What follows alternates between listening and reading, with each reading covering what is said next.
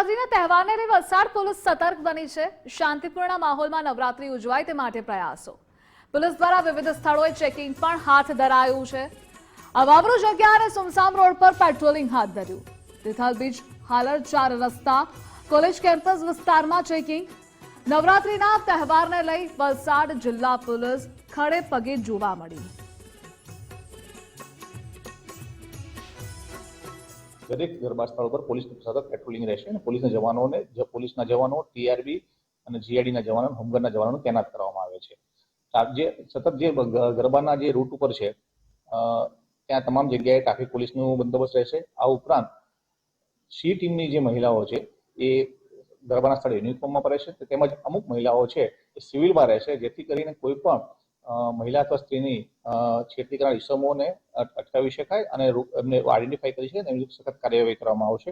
આ ઉપરાંત ગરબા પૂર્ણ થયા બાદ મોડી રાત સુધી લોકો ખાણીપીણી બજારમાં હોય છે, તો તે દરમિયાન પણ મોડી રાત નવરાત્રી પર્વને લઈને વલસાડ જિલ્લા પોલીસ સતર્ક બની છે। વલસાડ જિલ્લા પોલીસ અધિક્ષક શ્રી યુવરાજસિંહ જાડેજાની સૂચના મુજબ મોડી રાત્રે અત્યારે વાહન ચેકિંગની કામગીરી હાથ ધરવામાં આવી રહી છે।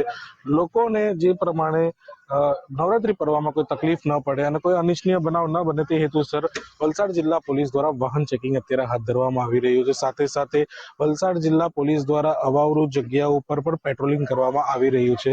જિલ્લા પોલીસ દ્વારા તમામ જે જગ્યાઓ છે તેનું ચેકિંગ પણ હાથ ધરાઈ રહ્યું છે। અત્યારે મોડી રાતના 3 વાગ્યા છે ત્યારે અત્યારે પોલીસ દ્વારા સમગ્ર વિસ્તારની અંદરમાં અત્યારે વાહન ચેકિંગ હાથ ધર્યું છે। સમગ્ર જે પર્વ છે તે શાંતિપૂર્ણ માહોલમાં અને કાયદો અને વ્યવસ્થા જળવાઈ રહે તે હેતુસર વલસાડ જિલ્લા પોલીસ હવે સતર્ક બની છે। પ્રિયંક પટેલ, ગુજરાત ફર્સ્ટ, વલસાડ।